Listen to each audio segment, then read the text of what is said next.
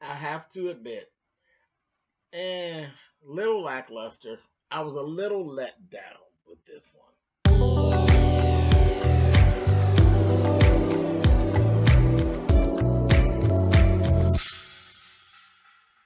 Hey guys, thanks so much for clicking on the video. This is my review for Sistas, and this is actually episode 10 and 11.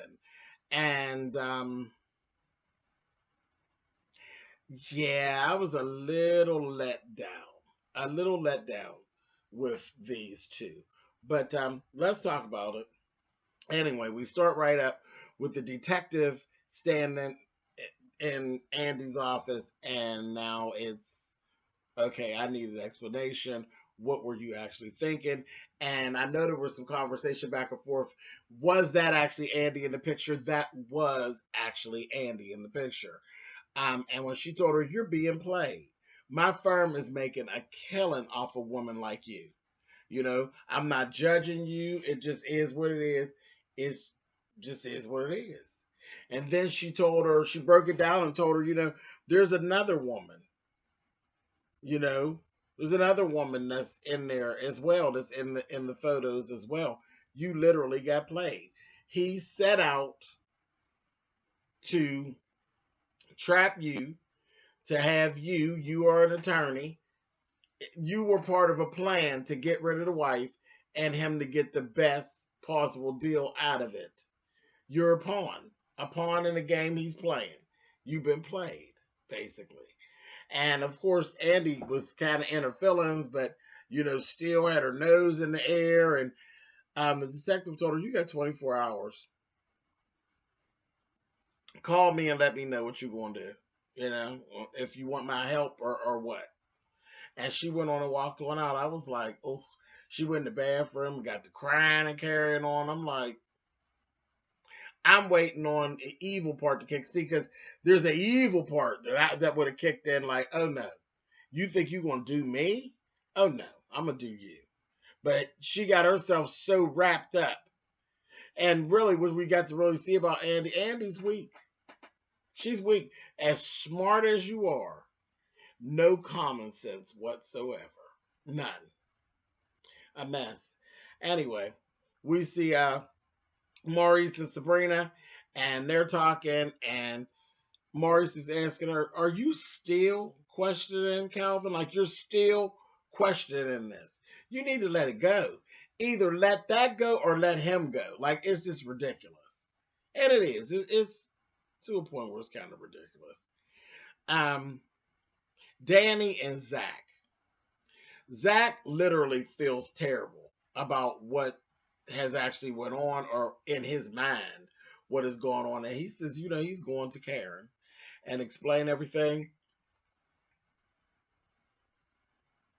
and come out with it, and he's actually going to move out from Danny's apartment as well. And he does. He really feels bad about Danny, and he also feels bad about the whole Karen situation, and he feels like he really has screwed up. He's just as pitiful as cute little self. Pitiful. um Less about Karen and Aaron. Aaron shows up down at the salon. Karen had this real cute outfit on. It was a little midriff top and pants that actually had it was like a wrap tie into a bow. In the back, they were like palazzo pants. Real cute. Outfit looked really, really cute on her. Especially with like her hair and the way she was accessorized and everything. It just stuck out to me out of the whole scene because I was really like, I thought the scene was pitiful, but she looked really, really cute. Because sometimes her fashion is a little like, oh, wait a minute. I don't know about that. But that little outfit was really, really cute on her. Real cute. But yeah, he comes down there and he apologizes, and then she invites him for dinner um, at her house. He was going to take her out. She says, come on to the house. Now we already know she hot under her bottom anyway, so she ready to get down, honey. And then right after that happens, he's like, "Well, can you cut me up?" She's like, "No, I don't do males." She sent him to the barber down the other end of the salon. And then the next thing you know, Zach walks in. Well, baby, she didn't make a complete scene, but she ended up putting Zach out. Told Zach, get out. Put him out. So I was like, oh, jeez. So then Sabrina ends up calling Danny after Karen ended up calling her. Danny is still being evil. They're all trying to find Andy because they ain't heard from Andy all day. So they're calling basically to gossip back and forth, but nobody can get in touch with Andy. They don't know what's going on. So they go on, throughout their day. They continue on what they're doing. Sabrina ends up having Calvin come over because he had ended up calling her, and she told him, come on over to her house for dinner. Well, he comes over, baby, and this was a mess. He comes in, gives her the wine and stuff. She goes into the kitchen. He's standing there, and she's talking to him, but her back is turned the whole time. She's like, you want something to drink? He's like, yeah. He's talking. She's talking to him, and when she turns around, baby, he's standing there in these black boxer briefs.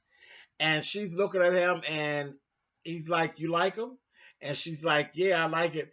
Then he, like, his body language.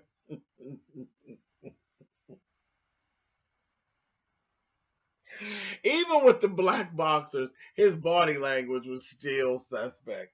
But anyway, it's the Sheen clock, and she hot, child. So them two get to going at it. Baby, they getting down. Honey, he done tore her up. When I tell you he tore her down, she never even took her top off. He tore her down in the bed, baby. I said, okay. Had her all messed up. I said, And then he was like laying on the floor. He's like laying on the floor. She's laying on the edge of the bed. They're talking. He happened to look under the bed and finds her box full of toys, honey.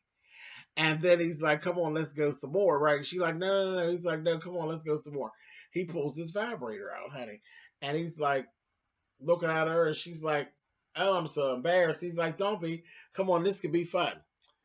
So, child, listen, he gets up on top of her, and the two of them get to going at it again. Well, he going at it. He kissing her and carried on, and tells her to use the vibrator on him.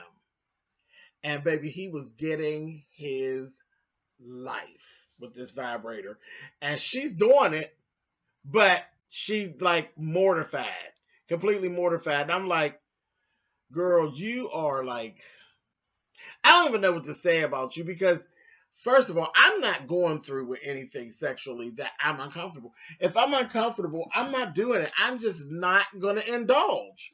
I'm not. I'm like, no, chill. No, this, that, And I'm going to stop. She didn't stop. She went on and did it.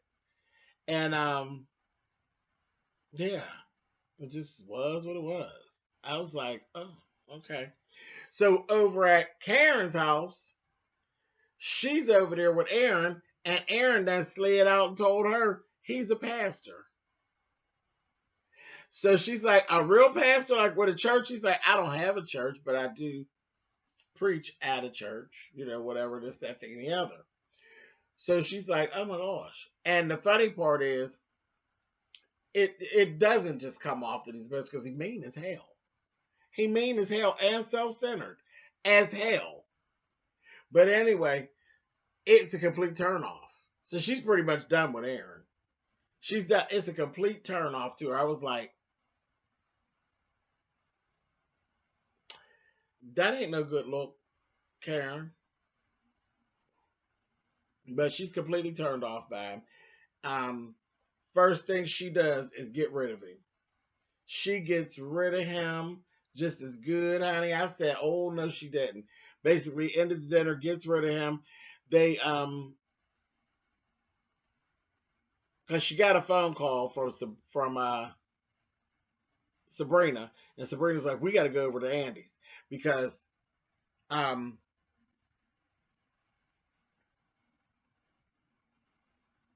I'm sorry, backwards.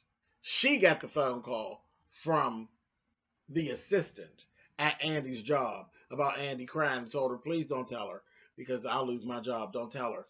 And she called. Karen called Sabrina, and Sabrina ended her date real fast, and the both of them went running over to Andy's. They called Danny, and Danny's still being a bitch, like, well, whatever. But then she ended up coming. So each one of them actually shows up at Andy's. Andy's sitting at the table, weak, and not saying much of nothing. And they're looking at the pictures. She finally ends up telling them. They're looking at the pictures. She comes clean, apologizes about lying to them. Because remember, Danny didn't know everything, and Sabrina didn't know everything. But they go through all of it. Then Danny reveals that, like I said in the beginning of this, that woman at the airport was not the wife. So that's yet another woman. So we got the wife, Andy, and two other women. A mess. A whole mess. Now, this is where we move into episode 11. Gary ends up letting himself in with the key. And baby, they end up going off. Going off. Like they are cussing him out and not really saying exactly what's going on, but basically saying he needs to leave and leave the key, this, that, thing, and the other. Danny ends up going to get a knife. And he's like standing there at the door like, what the hell is going on? I need to speak to Andy. And they're like, get out. Leave the key and beat it. And then Andy flips the script. Puts them in the bedroom. She's sitting there talking to him. And this is where I said this episode was like, it was garbage. It really was. It was garbage because it was just, everything was completely stretched out. I'm going to roll through it in like 10 minutes. It was like 10 minutes worth of content, but he stretched it for an hour, literally. They go through all of this. They flip out. He finally is out there talking to Andy. She puts the three girls in her bedroom. They're listening at the door. She's kissing them and talking to him, and he's trying to woo her and all of this. Then she's asking him questions. And he basically lets her know, oh, I'm so sorry. I didn't actually go back home. I actually went to a hotel. Meanwhile, she's thinking he's at home. He still doesn't have the full story. Doesn't know that he's actually been busted. He continues to lie. Tells her, okay, yeah, I want you to go ahead and be my lawyer. And she's like, okay. And she's like, well, what do you want? What's fair? What's fair for like her to have like half and then you give her 50,000 cash and a month? And he's like, no, that ain't fair. I only make 100,000 before taxes. And she said, well, I said, So they going back and forth. He's like, I ain't gonna talk about this right now. We're gonna talk about this later. He need time to woo her and stick her a little bit, right? Because he think he's still going to run things.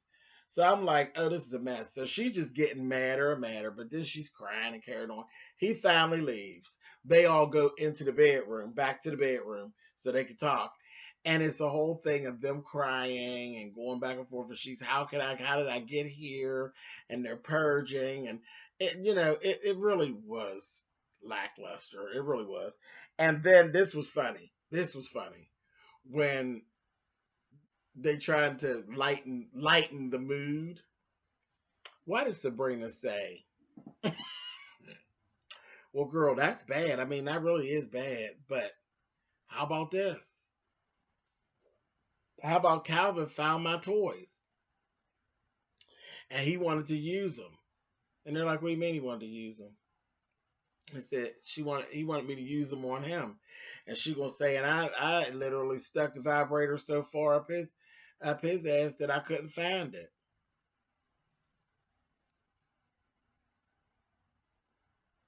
Child, and Danny was kikiing, honey. I said, oh, that is a hot mess. Hot mess. Then they ended up talking about the Zach situation. And they had their whole little meeting of the minds. And of course, Danny broke down and was like, y'all are looking at me like I did it. I didn't do anything. Look at the video. She showed the video and see that all he was doing was talking about Karen. and how much he loved Karen, how he messed up and he didn't care about the other two girls that he had messed around with, this, that, thing, and the other, and all of this kind of carrying on. I was like, whatever. Left out of there, Danny goes home. She's talking to him. He's just finishing up, packing up his stuff, getting ready to go. She said, "Where are you going to go? Back to the shelter?" He's like, "Yeah, I guess this, that, thing, and the other." He's so apologetic. He opens the door. Boom. Karen is at the door. Karen basically comes in, gets him up. He don't really know what's going on. He's like, wait a minute. She takes him back home. He still kind of don't know what's going on, but he's like, listen, you sure? You sure about this? This that he's still thinking that they slept together and whatever. She's like, no, we just all gonna move on past it. Child, they on the way. The two of them couldn't even get all the way back to Karen's house. Hey, they pulled the car over and was getting down in the car. I was like, this is corny. This is really corny. Anyway, then we see Sabrina talking to Maurice. Maurice ends up telling her, she tells him about the vibrator situation. I'm like, why are you telling him everything? And he's like, oh, girl, I'm getting my life. I just got a little heated behind that little story, whatever. So she tells them, listen, I got another friend. This is what you need to do. You need to, I'm going to set it all up, have my friend come, and you need to see if he's willing to set up a threesome. Because that's going to tell the story. Because just you using the vibrator on him doesn't make him gay. But let's see if he's open to doing a threesome with a man. I said, oh, Lord. I'm messed. So, again, we're leading to the mid-season finale. And I'm like,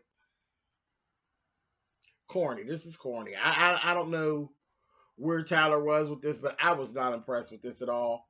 Last thing we see is the wife rolls in to Andy's office, and it's her and the private investigator, and she says, "Hi, how are you?" This and that. And the wife says, "So you're a bitch fucking my husband? Sit down." I said, "Oh," and that's where it ended out at. This, not impressed. I was not impressed at all. And even because I actually, like I said, I fell behind in watching. So I watched these two episodes back to back. That episode 11 was pure trash. Pure trash. And I can't even be any nicer.